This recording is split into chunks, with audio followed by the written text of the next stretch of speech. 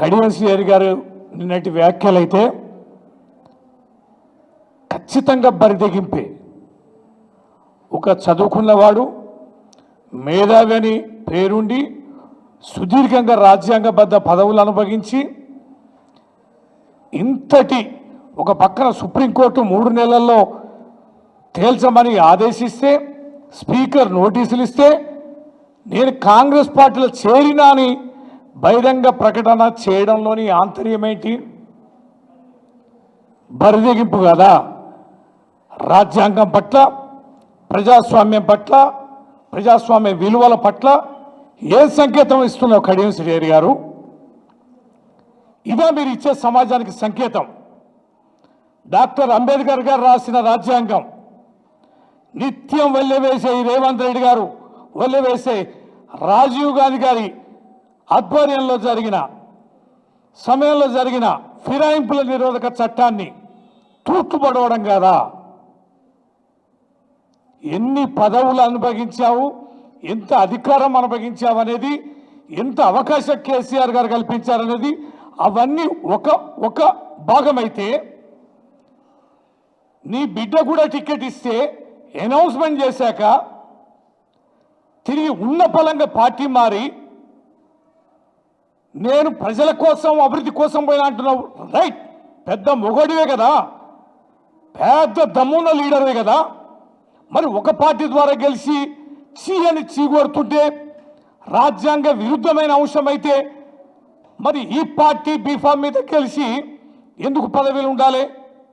రాజీనామా పడేసి అభివృద్ధి కోసం ప్రజలారా మీకోసం నేను రాజీనామా చేసినా నేను నిధులు చేస్తా, అభివృద్ధి చేస్తా, నాకు ఓట్లేమని చెప్పనొచ్చు కదా.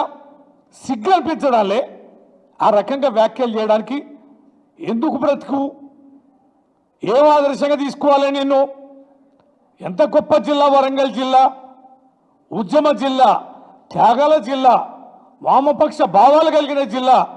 అలాంటి జిల్లాకి సుదీర్ఘకాలం మంత్రిగా ప్రతినిధిగా ఉండి ఇలాంటి సిగ్గుమాలిన మతిస్థిమితం కోల్పోయిన బరి తెగింపుతో కూడిన ఈ వ్యాఖ్యలని యావత్ ప్రజాస్వామ్యవాదులందరూ కూడా తీవ్రంగా ఖండించాలి.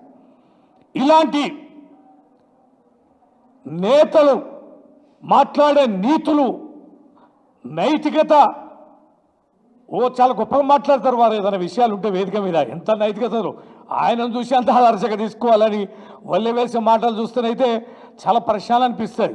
ఎంతమంది మా వినయ్ భాస్కర్ గారు అంటాడు, యాడ కాలు మొక్కుతాడు, యాడ జుట్టు పట్టుకుంటాడు అనే దాంట్లో బాగా ఆరితేరిన వ్యక్తిగా ఆయనకు ఎంత పేరుందో తెలుసు. ఏది ఏమైనా ఈ సందర్భంగా మా భారత రాష్ట్ర సమితి తెలియజేస్తుంది, స్పీకర్కి ఇంత మించిన ఎవిడెన్స్ లేదు. సుప్రీంకోర్టు, గౌరవ సుప్రీంకోర్టు కూడా ఇంతకు మించిన సాక్ష్యాధారం లేదు. వీరు పార్టీలో చేరిండ్రు, పార్టీ మారిండ్రు అనేది. ఇంకను మీనవేషాలు వేసి ఇంకను రాజ్యాంగానికి తూట్లుపడిచే ఎక్కడో ఒక కాడ అవకాశం కల్పించిన దాన్ని ఆధారం చేసుకొని మీరు కనుక ప్రయత్నం చేస్తే ప్రజాస్వామ్యం అనేది కూడా ఉంది. ప్రజలకు కూడా కొన్ని గౌరవాలు, కొన్ని రకాలైనటువంటి పట్టింపులు ఉంటాయి.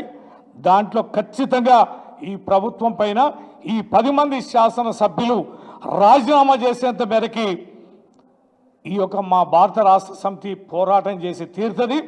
సుప్రీంకోర్టు ఏది స్పష్టంగా తేల్చి చెప్పాలి, వీరు పార్టీ మారిండ్రు, ఎస్ మారిండ్రు, మేము మా పార్టీలోనే ఉంటారు, మేము నిర్ణయం తీసుకొని సస్పెండ్ చేయమని చెప్పండి. ఏం చెప్తారో చూస్తాం. తదనంతరం మా కార్యక్రమాలు కూడా రూపొందించుకుంటాం. ఏది ఏమైనా మా వరంగల్ జిల్లాకి అవమానకరంగా వ్యవహరిస్తున్న, నైతిక విలువలను మరిచిన, రాజకీయ విలువలకి పాత్ర పెట్టిన ఇలాంటి కడియం శ్రీహరి వ్యాఖ్యలను, చర్యలను, ఆయన యొక్క ప్రస్థానాన్ని ఖచ్చితంగా ప్రశ్నించి ముగించేలా వరంగల్ జిల్లా ప్రజలు జవాబు చెప్పాలని సందర్భంగా తెలియజేస్తున్నారు.